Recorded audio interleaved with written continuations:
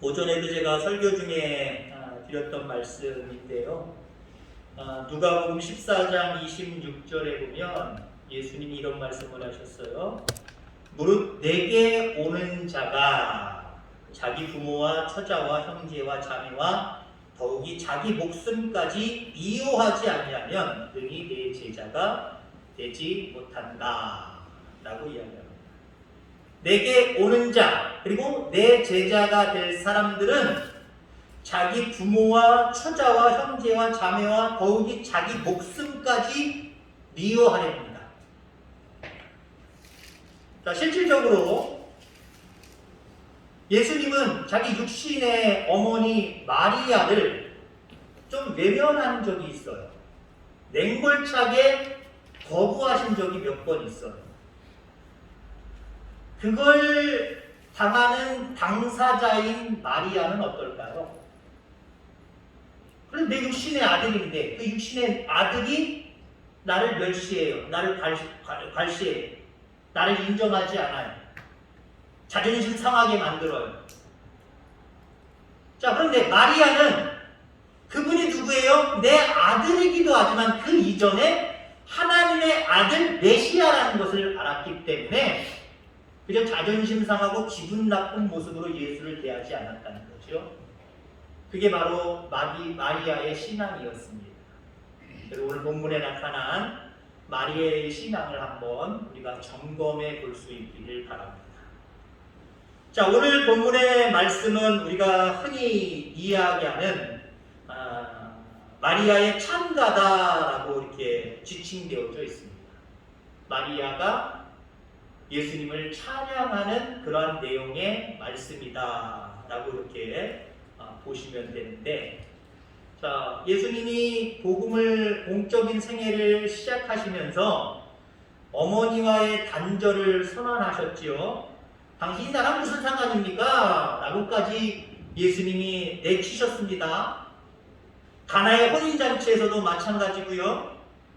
십자가 위에서도 마리아를 향하여 어머니라고 부르지 아니하고 마지막 순간인데도 여자여 라고 이야기했단 말이에요. 얼마나 기분 나빴을까요?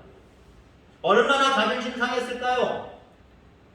야, 그래도 내가 지금 33년 동안 옆에다 두고 키워왔는데, 아니 저런 새끼가 저게 어떻게 나한테 저럴 수가 있어? 육신적으로 생각하면 그럴 수 있잖아요. 근데 마리아는 이러한 예수님의 대우에, 그리고 그 말 한마디에 별다른 반응을 보이지 않았다는 거예요. 대신에 마리아의 신앙은요, 예수님의 제자, 하나님의 신실한 종, 이렇게 불리기를 더 좋아했습니다. 이것이 우리가 존경해야 될, 그리고 본받아야 될 바로 마리아의 신앙이라고 하는 거죠.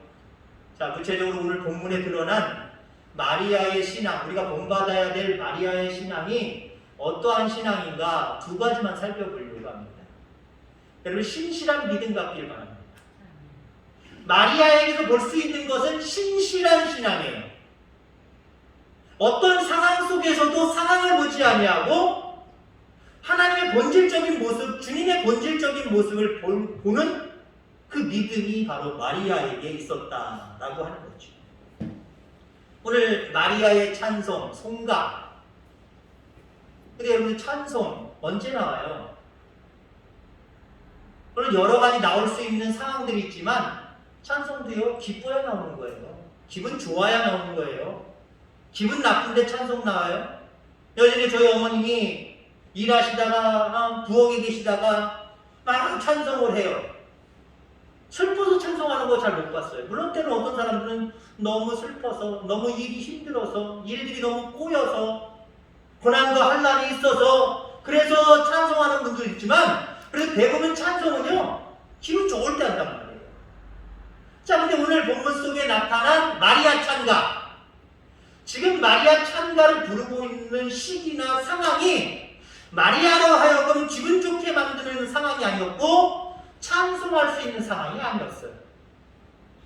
어쩌면 이게 웬 내 팔자람? 라고 생각하고 정말 절망하고 낙심해야 될 상황입니다. 근데 그럼에도 불구하고 마리아는 지금 하나님을 지금 주님을 찬양하고 있다라고 하는 거죠. 요셉과 정혼한 처녀, 동정녀, 처녀 마리아. 어느 날 가브리엘 천사가 자기를 찾아왔습니다. 놀라운 일이죠. 천사가 자기를 찾아왔습니다. 근데 그보다 더 놀라운 말을 그 천사, 가브리엘 천사가 마리아에게 이야기합니다. 성령이 임하시고 지극히 높으신 이의 능력이 덮으심으로 잉태하게 될 것이다. 이게 좋은 소식이 아닙니다. 정말 날벼락 떨어질 만한 소식이고 기분 나쁜 소식입니다. 자, 그럼에도 불구하고 처녀인 마리아는요, 두려워하지 않았다라고 하는 거예요. 앞으로 닥칠 많은 위험한 요소 생각하지 않았다라고 하는 거예요. 어떤 요소가 있어요? 처녀가 잉태했으니 정혼이 깨지는 것은 물론이거니와 요셉과의 거리가 멀어질 수밖에 없는 거예요. 내침당할 수밖에 없는 거예요. 그 다음에 그 유대인의 관례에 의하면 처녀가 아기를 낳았다? 이제 죽음이 코앞에 닥친 겁니다. 돌로 쳐 죽임을 당하는 그런 상황이 이 마리아에게 있는 거예요. 염려할 수밖에 없는 상황이에요. 찬송할 수 있는 상황이 아니에요. 그저 어떻게 할고 염려할 수밖에 없는, 절망에 빠질 수밖에 없는 이런 상황입니다. 자, 그런데 마리아는 뭐라고 얘기를 해요? 오늘 초반절 말씀. 내 영혼이 주를 찬양하며 내 마음이 하나님 내 구주를 기뻐한다. 아니, 뭘 기뻐해요? 아니, 내가 처녀인데 나한테 아기가 있을 거라고요? 아유, 말도 안 돼요. 나 신경질 나 죽겠네. 기분 나빠 죽겠네. 죽고 싶어 죽겠네. 그래야 될 상황이란 말이에요. 근데 지금 마리아가 내 영혼이 주를 찬양하며 내 마음이 하나님 내 구주를 기뻐한다. 그 다음에 이어서 뭐라고 얘기해요? 그의 여종의 비천함을 돌아보셨습니다. 보라, 이제 오르는 만세의 나를 복이 있다 일컬으리로다 라면서 찬송하잖아요. 보통의 사람으로서는 이해할 수 없는 상황입니다. 받아들일 수 있는 내용이 아니란 말이에요. 그런데 마리아는 신실한 믿음으로 현실의 벽 그 너머에 있는 하나님을 보고 있어요. 그리고 찬송하고 있습니다.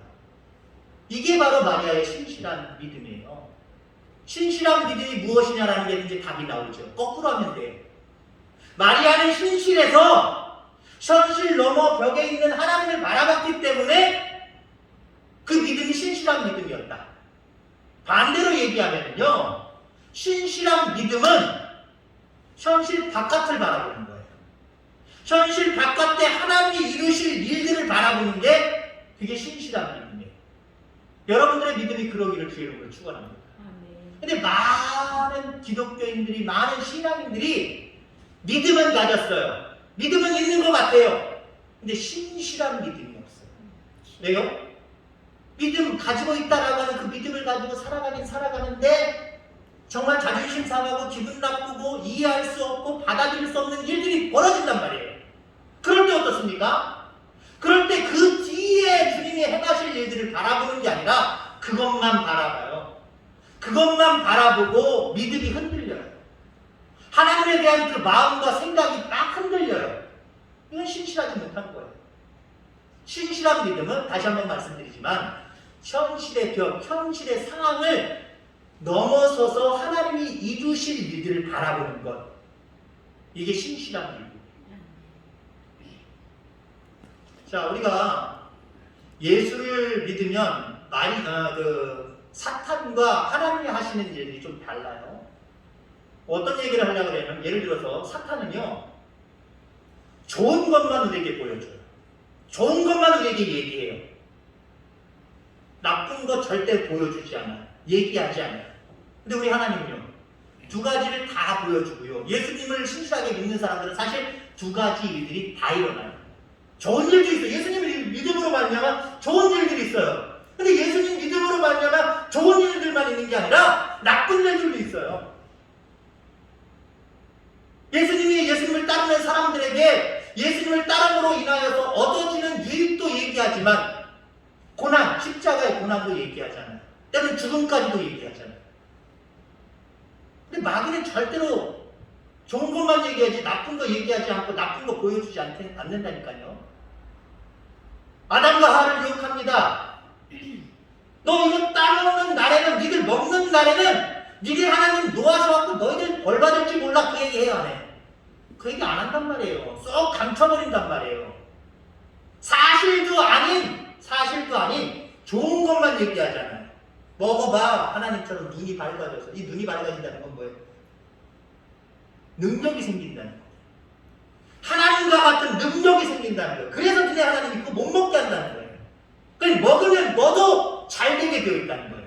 너도 능력을 갖추게 되어 있다는 거예요.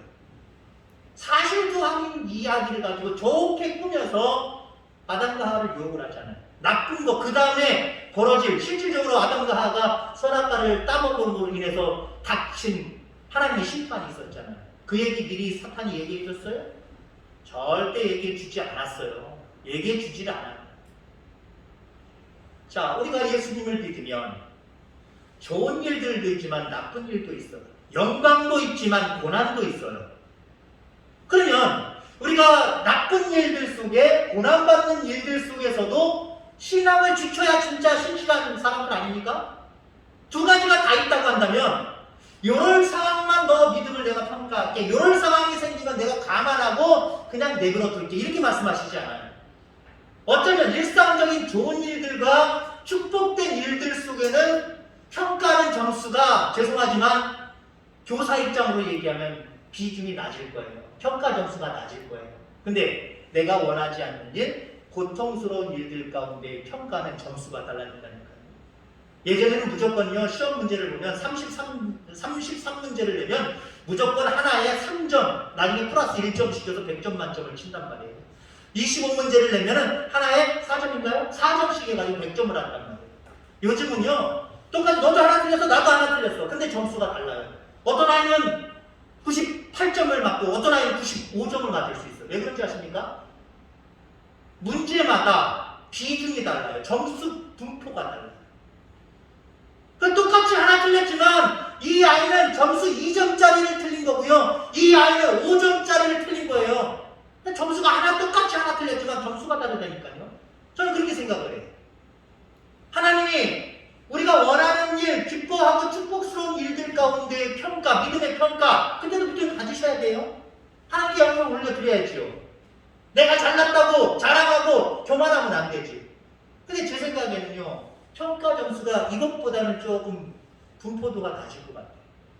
정말 고난의 때, 내가 원하지 않는 상황 속에서도 그 다음을 바라보면서 신실한 믿음을 가졌느냐 안 가졌느냐 하나님이 높게 평가하실 거예요. 신실한 믿음, 이거 제 생각일 수도 있으니까요.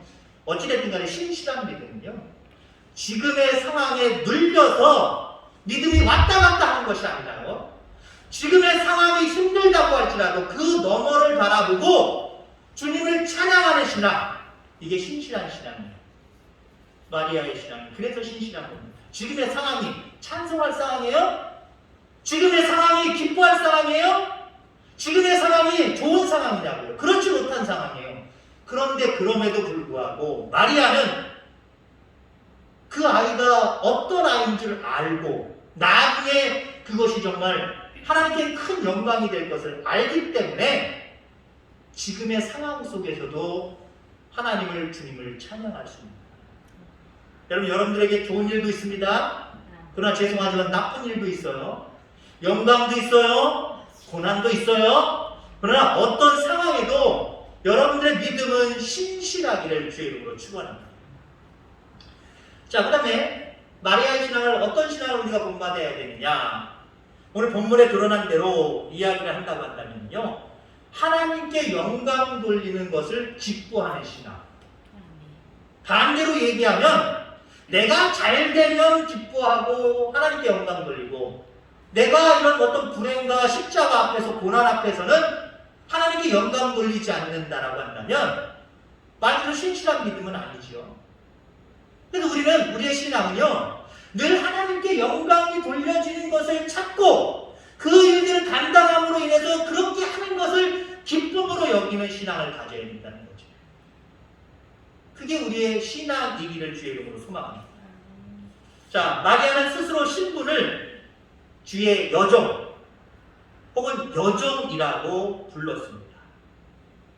이 마리아가 어떤 사람이에요? 하나님의 아들을 낳은 사람이잖아요. 다른 사람은 몰라도 요셉, 그리고 자기는 동정녀 그 탄생 이야기를 처음부터 다 알고 있잖아요. 이 아이가 어떤 아이라는 거 알고 있잖아요. 그렇다고 한다면 하나님의 아들을 대신 낳은 그런 존재란 말이에요. 마리아가 자기 스스로를 생각하면. 자, 이런 이 마리아가 여종이라고 불려지는 것에 스스로 동의하겠습니까? 암만 그분이 하나님의 아들이고 예수님이라고 하지만 그래도 널 낳아준, 부모의 입장에 널 낳아준, 암만 하나님의 아들이라고 동정녀로 인하여서 너를 출생했지만 나는 그래도 너를 낳아준 어머니다라고 하는 거예요. 예수님이 아닌 제자들이나 다른 사람에게, 그리고 예수님에게조차도 이렇게 여종이라고 하는 대우를 받고 싶으셨겠는가? 그러고 싶지 않지요. 누구나 다 그래요. 뭐 확연하게 대접받으려고 하는 부분은 조금 좀 생각하고 또 평가해야 될 부분이지만 누구나 인간은요, 자기를 대접해주면 기분 좋아요. 자기를 자기의 본분에 맞는 대접을 해주면 기분 좋아하고요. 그것보다 조금 더 높게 평가해서 대우를 해주면요, 기분 나빠할 사람 한 사람도 없어요. 회사의 부장을 사장님, 대표님 그러고 불러주면 아님에도 불구하고 기분 좋아요. 아, 내가 사장처럼 보이나 보다. 내가 대표처럼 보이나 보다. 괜히 기분 좋아요. 근데 어떤 사람이 방문해가지고 부장인데 저 과장님이시죠? 과장님 그러면요, 기분 나빠요. 그 사람이 혹시 다른 회사에 바이어로 와서 뭘 계약을 하려고 하면요, 죄송하지만 계약 끝날 수도 있어요. 안 해줄 수도 있어요. 그런 권한이 있었다고 한 사람이라고 한다면 안 해줄 수도 있어요. 자기가 가지고 있는 정도를 대접해주는 거 사람들은 당연히 여겨요. 자기가 가지고 있는 그 이상으로 대접해주면 사람들은 기분이 좋아요. 누구나 그래요. 마리아라고 안 그랬겠습니까? 근데 여러분들, 마리아는 하나님께 영광을 올려드리는 것, 그것이 자기 자신의 기쁨이었어요.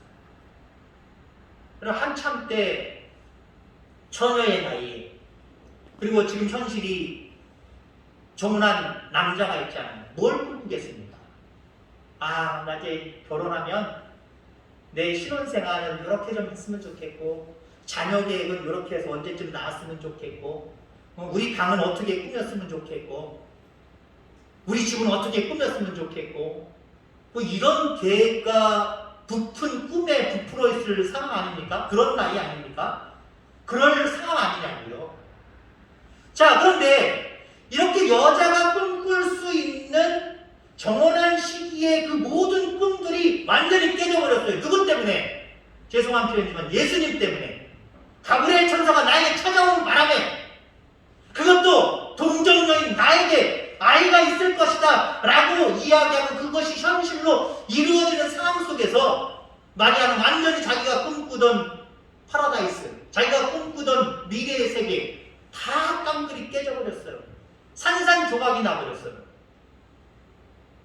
그게 자기의 기쁨이라고 한다면 마리아는 기뻐할 수 없는 사람이고, 오늘 마리아 찬송, 마리아 송가, 이거 찬송할 사람이 아니에요. 근데 지금 이렇게 찬송하고 있단 말이에요. 비록 나 자신은 가브리엘 천사의 말을 수용함으로, 그 말씀대로 되기를 원합니다 라고 수용함으로 내가 꿈꾸던 현실의 세계는 다 깨졌지만, 그래서 하나님의 뜻이 이루어진다고 한다면 나는 그걸로 행복합니다. 나는 그걸로 기쁩니다. 이게 이 여인의, 이 마리아의 신앙이었어요. 여러분 그러시기 바랍니다. 내 현실 속에 무엇인가 내가 꿈꾸고 바라는 대로 이루어지는 게 내 기쁨이다. 그런 기쁨도 있어야죠. 없으면 안 되고요. 그거 포기하라는 소리 아닙니다. 그런데 나를 통해서 하나님이 영광을 받으신다고 한다면 나에게 현실적으로 조금 불리하고 힘들고 어려운 상황이라고 할지라도 주님만 영광 받으시면 됩니다. 이게 여러분의 기쁨이기를 주님으로 축원합니다. 어려운 거예요. 어렵지만 하나님이 기뻐하시는 일이고요. 하나님이 상급 주시는 일이에요. 그게 우리가 감당해야 될 일입니다. 우리가 행하는 일 쉬운 일 아니에요. 어렵습니다. 어렵지만 확실한 보장이 있는 거예요. 어렵지만 확실한 보장이 있는 거예요. 세상에는 보장받지 못하는 것들을 유혹하는 게 얼마나 많아요. 다는 아니지만 상조회사에 가입하십시오. 가입하십시오. 무슨 보험에 가입하십시오. 죄송하지만 그 등쳐먹는 사람들 얼마나 많아요. 보장이 안 되고 원금조차도 해소 안 되는 일들이 얼마나 많아요. 근데요, 하나님을 기쁘시게 하는 일들은요, 눈에 보이는 보상이 없고 정확한 보상이 없는 그런 어떤 뜬구름 잡는 모습인 것 같지만 우리는 알잖아요. 확실한 보상이 있다는 거. 확실한 보상이 있다는 거 알잖아요. 그러니 여러분들, 이 땅에 썩어 없어질 것들의 소망과 희망을 두면서 그것을 기쁨으로 삼지 말고, 다른 세상의 사람들에는 눈에 안 보이고 확신을 갖출 수 없지만 여러분들은 믿음 안에서 확신을 갖고 하나님이 기뻐하시는 그 일들을 행하는 것, 그 일들을 내 마음과 생각 속에 품고 실행해 나가는 것, 그리고 이루어가는 것, 그것을 여러분들의 기쁨으로 삼기를 주의 이름으로 축원합니다.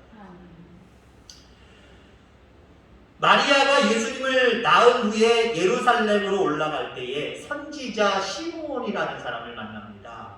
그 시므온이 마리아를 향해서 이런 얘기를 했어요. 이 아이로 인하여 칼이 내 마음을 찌르듯 하리라.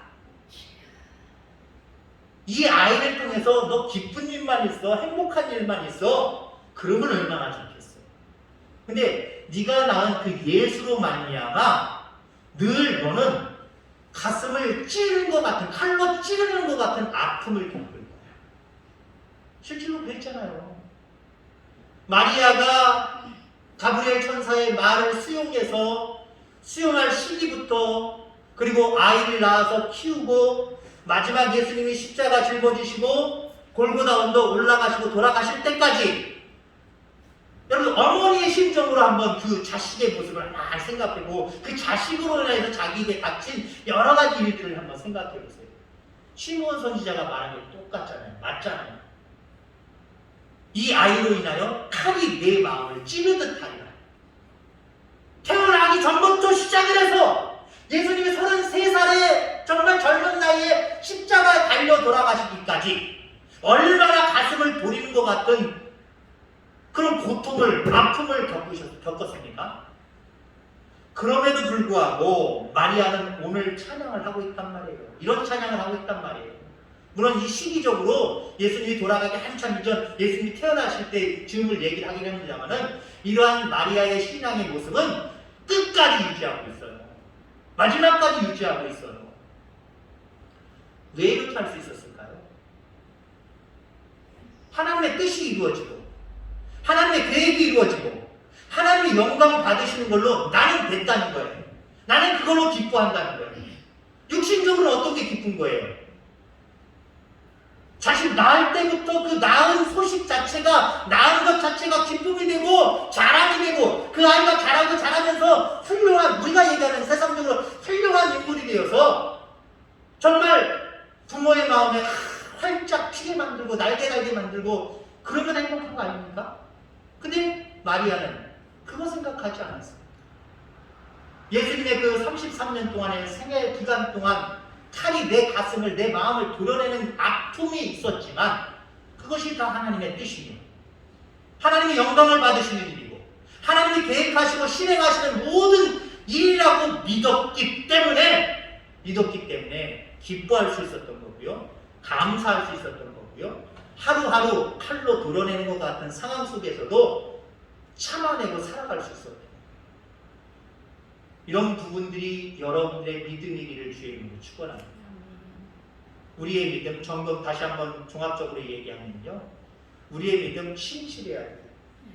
상황에 따라서 달라지는 믿음이 아니라, 아니 오히려 상황이 어렵고 힘들지라도 그 너머를 바라보면서 하나님을 의지하는 이 믿음, 이 신실한 믿음이 여러분들에게 있기를 주의 이름으로 소망합니다. 여러분들이 삶을 살아가면서 기뻐할 수 있는 원동력이 세상에 있지 아니하고 하나님의 뜻이 내 속에 있고 하나님의 뜻을 따라서 순종하면서 이 일들을 이뤄가며 하나님 앞에 영광을 올려드리는 것 자체, 그것이 여러분들의 삶의 자랑이고 기쁨이 되기를 원합니다. 이렇게 마리아의 믿음을 가지고 살아가는 저와 여러분들 다 되기를 주의 이름으로 축원합니다. 기도하겠습니다. 하나님 감사합니다.